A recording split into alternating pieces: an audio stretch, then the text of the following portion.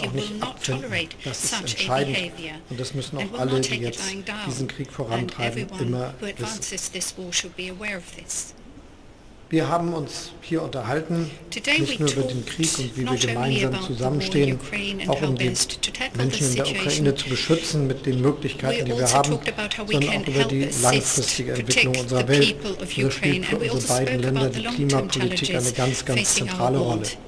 Sie ist auch wichtig und zentral, wenn es um die Prioritäten der deutschen G7-Präsidentschaft geht, wo Kanada und wir als gleichgesinnte Partner Seite an Seite agieren.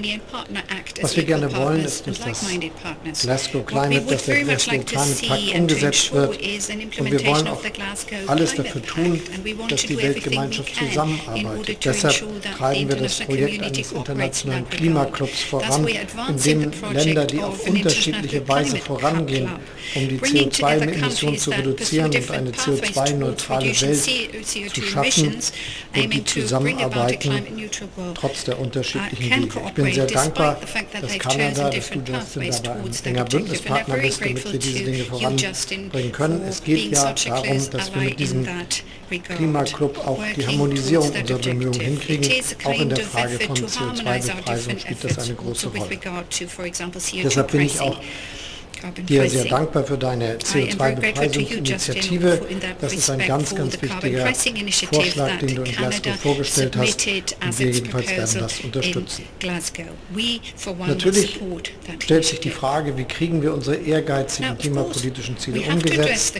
Nochmal zur Erinnerung, Deutschland will schon bis zum Jahre 2045, das ist in knapp 25 Jahren, klimaneutral wirtschaften. Als eines der erfolgreichsten Industrieländer der Welt ist das eine große Herausforderung. Es geht um das Heizen, es geht um Mobilität, aber es geht eben auch um die industriellen Prozesse, die den größten Teil des Energieverbrauchs in unseren Ländern ausmachen und die wir deshalb auch entsprechend umstellen müssen. Und da sind wir uns einig, dass es wichtig ist, dass wir diesen Weg gehen, indem wir setzen auf den Ausbau der erneuerbaren Energien, auf Windkraft, Offshore und Onshore. Kanada hat dann noch andere Möglichkeiten mit Wasserkraft, dass wir die Solarenergie fördern, unsere Netze stärken und dass wir eng zusammenarbeiten bei der Nutzung von Wasserstoff. Für uns ist wichtig, dass wir in dieser Frage eine enge Kooperation auf den Weg bringen. Und genau das haben wir uns miteinander vorgenommen, dass wir alles dafür tun, dass für die wirtschaftliche Zusammenarbeit unserer Länder Wasserstoff, den wir gerne auch aus Kanada beziehen wollen, eine zentrale Rolle spielt.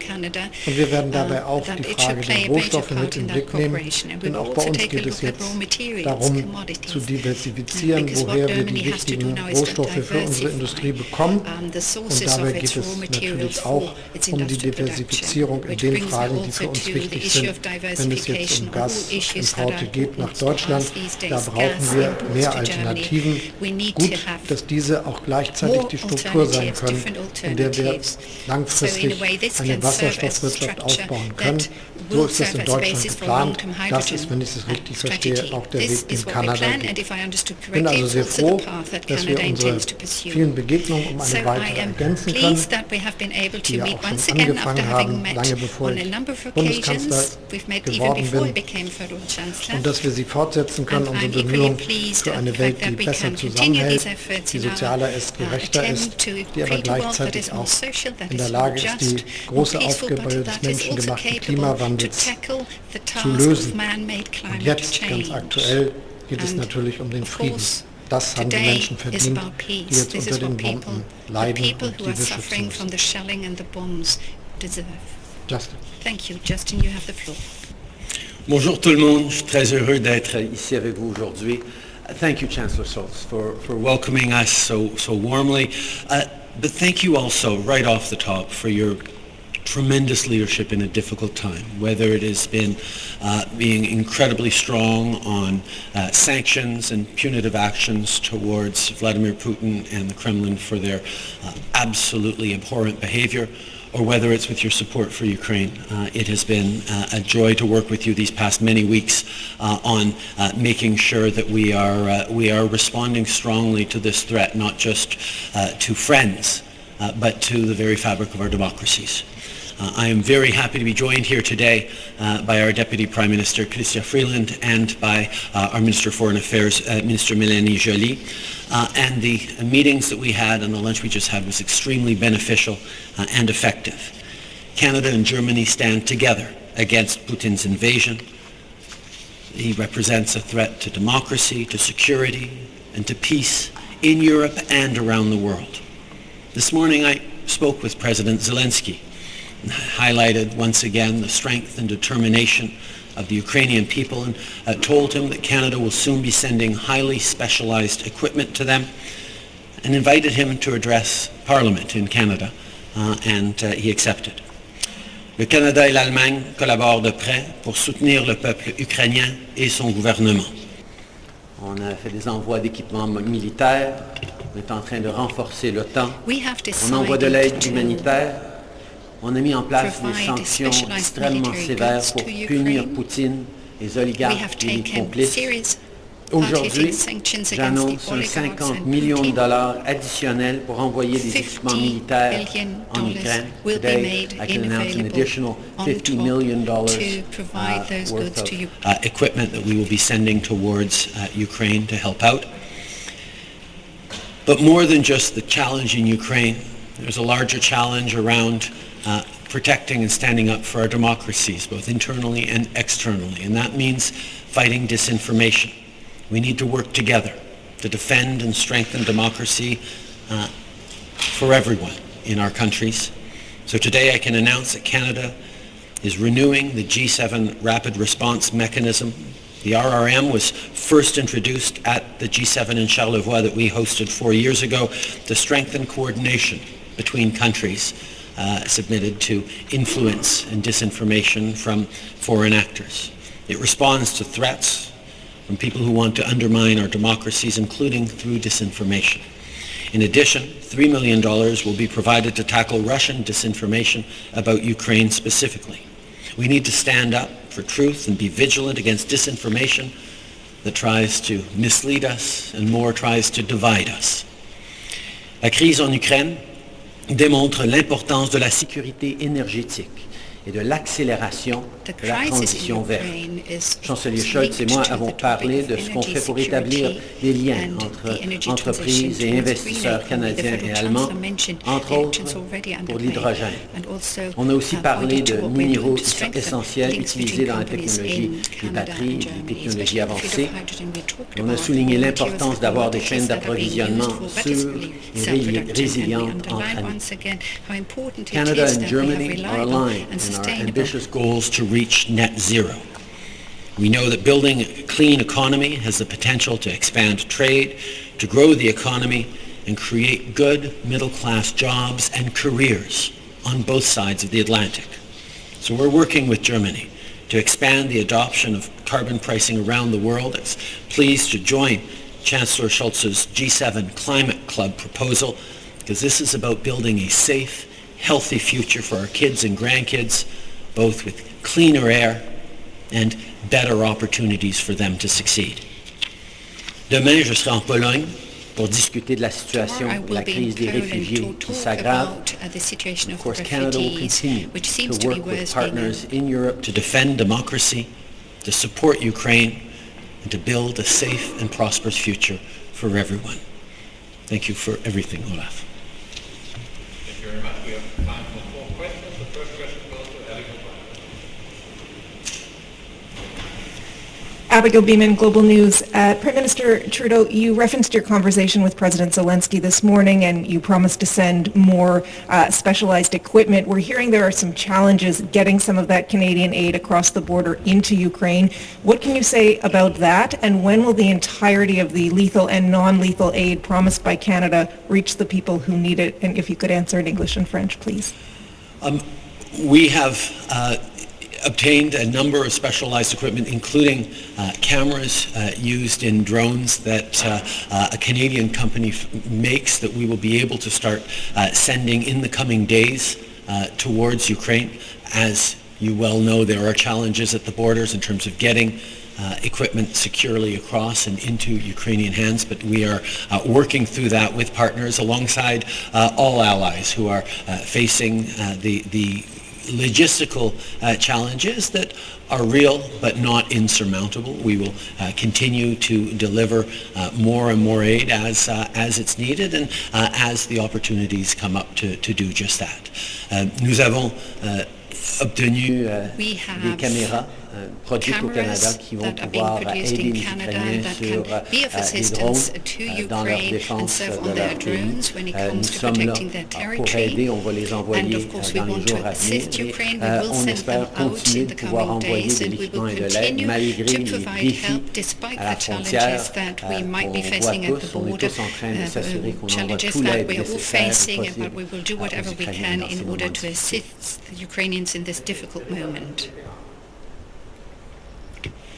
Herr Scholz, Herr Trudeau, Ist aus Ihrer Sicht eine Lieferung von MiG-Kampfflugzeugen aus Polen an die Ukraine jetzt endgültig schon vom Tisch mit den Nein der USA?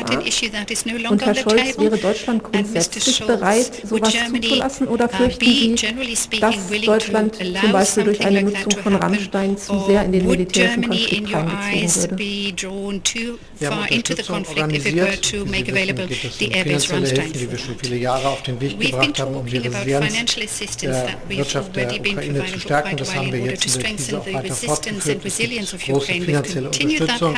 Wir haben humanitäre Leistungen auf den Weg gebracht.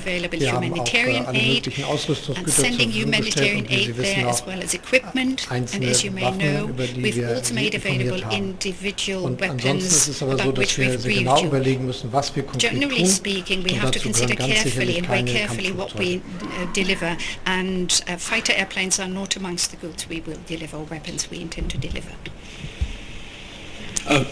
We will continue to send equipment and weapons as needed, as we have in Canada. We will continue to be aligned with our partners. We all have to be careful about not further expanding or escalating. We want to de-escalate the conflict. We want to see an end to this conflict. We will be there to support Ukrainians in every way that we can, but we need to be mindful of the best way to support them. Third question goes to Brian Platt from Bloomberg. Hi, this is a question for both of you on energy policy. We know that right now Germany is still reliant on Russian oil and gas and will need oil and gas for many years. We also know Canada has a lot of oil and gas but doesn't have an easy way to get it to Europe, doesn't have the infrastructure. Is this something you talked about today?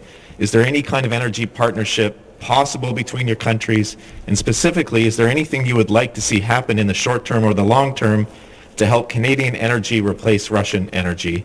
And Prime Minister, if you could answer in English and French as well, please. We actually had long conversations about that this morning. Obviously, Canada has a very strong energy sector with thousands of good Canadian jobs working hard, even as we look very ambitiously towards transitioning towards net zero. We know there is a continued need for oil and gas that has been heightened because of the conflict with Russia. We also talked about ways where we can partner not just in the short and medium term on energy supplies, but also staying focused every step of the way on that transition towards renewables, towards hydrogen, towards cleaner sources of energy, which is something that Canadians are committed to, something that Germans are committed to, something that all of us need to do. We will keep working on this together. There's lots of opportunities for partnership around that. Nous savons que oui, le Canada a des ressources en énergie fossile. Nous sommes là pour aider dans le besoin. On a une industrie avec de très bons emplois au Canada qui sont non seulement en train de travailler dans les énergies traditionnelles, mais en train d'innover pour développer les solutions de l'avenir. C'est pas des solutions pour demain, mais c'est des solutions pour le moyen terme où on va pouvoir travailler ensemble pour développer une piste robuste vers la décarbonisation de nos économies, sachant que la situation avec la Russie rend ça et à la fois plus compliqué, mais aussi encore plus motivant de faire ce virage vers encore plus rapide. Kanada und Deutschland verfolgen die gleichen Ziele, Canada and wenn es Germany darum have been geht, pursuing eine the same klimafreundliche objectives when Industrie it zu comes erreichen. to making Beide sure Länder that sind our sehr, sehr industry works in a ehrgeizig. climate-friendly Wir sind manner. And we're both erfolgreiche very ambitious in that Wirtschaftsnationen, regard. We're both die auch successful intensiv am economies, globalen Handel teilnehmen. participating Und in an trotzdem intensive sind wir manner uns in sehr global klar darüber, trade, dass but wir auch eine nevertheless we are Aufgabe haben, quite die aware weit of über the uns fact selber that we have hinausreicht. a Denn die task, a mandate Techniken, that die extends Lösungen, die beyond wir us. entwickeln, The solutions, the sind, wenn sie technologies and global technological solutions wettbewerbsfähig we sind, develop, zugleich auch Techniken und that we Lösungen, develop die can in also vielen offer anderen solutions that will Ländern der then Welt dann später end up eingesetzt werden in können, weil wir being gezeigt used in haben, other dass es countries geht of the world. und weil wir Because die once we've Möglichkeiten shown that they work and because we herausgefunden have haben, die man nutzen found kann. out how they Das can gilt be insbesondere put für die to very Nutzung good von use. Wasserstoff, Others will follow denn wenn wir suit. This in is especially kürzester Zeit, true Deutschland, with ich habe schon regard to gesagt, bis hydrogen. 2045 By CO2-neutral 2045, wirtschaften, Germany wants wenn to wir be in kürzester Zeit CO2 neutral in its das business erreichen wollen, dann activity. If werden we wir want to achieve dazu this erhebliche objective, which is an zusätzliche ambitious Mengen an one, Elektrizität we brauchen, will die need wir an offshore, enormous onshore amount mit of additional Solarenergie energy und with mit the help unserem of starken offshore and Stromnetz onshore erzeugen. energy, solar Aber wir energy werden eben auch and im the strong großen grid that Maßstab we have. But Wasserstoff we will nötigen, have to das ein employ Teil der heute hydrogen genutzten to a fossilen very large Ressourcen degree, ersetzt. which has to Dieser replace the Wasserstoff fossil wird in fuels that Deutschland are being produziert used these werden, days. aber This wahrscheinlich hydrogen will be überwiegend aus produced in anderen Germany, Ländern but importiert werden. will Und not das be ist der produced in Germany, eine but will be by Anknüpfungspunkt and für large be eine imported from sehr other countries. intensive So strategische this Zusammenarbeit is a zwischen way in which we Kanada und can Deutschland, cooperate very weil wir intensively, Canada genau and Germany, verstehen, that dass is, because Kanada we ein Land both ist, understand das uns full helfen well, kann Germans bei understand that Canada dem is a Import country von that can help us Wasserstoff, when it der comes to dann the auch importation klimafreundlich in Wasserstoff of in Kanada hydrogen produziert that wird. is being Im produced Übrigen in gilt das Canada. nicht nur für Wasserstoff, But sondern auch this für is not viele only true for Rohstoffe, die wir hydrogen, jeden by the Tag way, für but this is Industrie also true brauchen, for auch raw jetzt jeden materials and Tag. commodities Und that we natürlich need on a daily ist basis. es naheliegend, dass wir And uns of mit der course it Frage is beschäftigen, obvious wie wir that die we are mittel- und tackling the question, addressing kurzfristigen the question Probleme how we lösen können, can die solve the medium entstehen, and wenn wir short-term unsere problems that Energieversorgung arise diversifizieren wollen, as we die wir attempt to in der diversify our Übergangsphase auch energy noch supply. fossile In the Ressourcen transition nutzt. phase, Das we ist will eine have to Aufgabe, rely on die some eben umso fossil einfacher fuels. zu bewältigen ist, That is a umso task mehr man that die can be langfristige addressed more Perspektive easily and gleichzeitig better mit im Blick hat. as Wahrscheinlich we sind pursue the Kanada und midterm and Deutschland long-term mit die perspective. ehrgeizigsten I think Länder, Canada and was Germany are den probably Kampf gegen den the most Klimawandel ambitious betrifft. country when Und it deshalb ist eine countries when it solche comes to fighting Partnerschaft, climate eine change. enge And thus I Zusammenarbeit believe in that all diesen such a Fragen sehr partnership, naheliegend. such a Wir close jedenfalls cooperation werden offers uns jetzt itself erstmal up almost Terminals automatically. zulegen an der First and Nordseeküste, foremost, we have die to unsere set up Möglichkeiten LNG der terminals Versorgung along our verbessern und North Sea langfristig coast, which werden make diese it easier for us Terminals to genutzt store werden für LNG, Wasserstoff. and in the long term, those terminals will then be used for hydrogen storage. Ja, eine Anschlussfrage. Die Wissenschaft geht davon aus, dass Deutschland auch kurzfristig ohne russische Energie auskommen könnte. Die Wirtschaft geht davon jetzt erstmal nicht aus. Ist Ihr Nein dazu, russische Energie, einen Bann darauf zu verhängen? Ist das kategorisch oder sehen Sie da, unter welchen Umständen könnten Sie sich vorstellen, dass man die Energiezufuhr nach Deutschland reduziert? Wir sind mit unseren Partnern, ganz besonders auch mit unserem transatlantischen Partner, also Kanada und den USA, völlig einig, dass die Abhängigkeit von fossilen Rohstoffimporten Europas ganz anders ist als die Abhängigkeit etwa der USA oder Kanada. Die USA sind Exporteur von Gas und Öl zum Beispiel. Das kann man für Europa insgesamt nicht sagen. Und deshalb sind die Dinge, die getan werden können, auch unterschiedlich. Und alle wissen, dass wir kurzfristig Herausforderungen haben, die wir bewältigen müssen, wenn es zum Beispiel dazu kommt, dass die wirtschaftlichen Kooperationen in diesem Bereich, dass die wirtschaftlichen Beziehungen in diesem Bereich nicht mehr funktionieren, wie sie über viele Jahre und Jahrzehnte funktioniert haben. Und da gibt es viele technische Fragen zu lösen, die sich nicht mit einer mathematischen Modellrechnung ersetzen lassen. Das wissen alle Praktiker jedenfalls ganz genau. Trotzdem widmen wir uns diesem Thema und was vielleicht für Sie eine gute und beruhigende Information ist, nicht erst seit kurzem. Ich habe schon im Dezember mit allen diskutiert, wir müssen uns auf die Situation vorbereiten, dass es kompliziert werden wird und haben damit angefangen. Deshalb wissen wir aber auch genau, wie kompliziert es ist.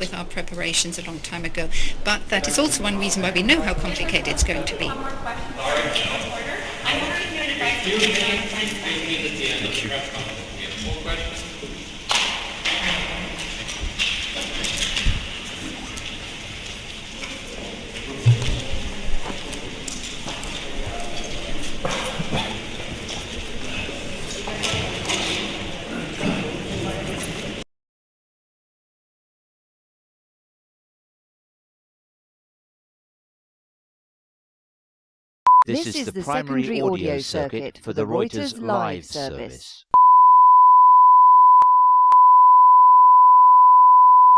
This is the primary audio circuit for the Reuters Live.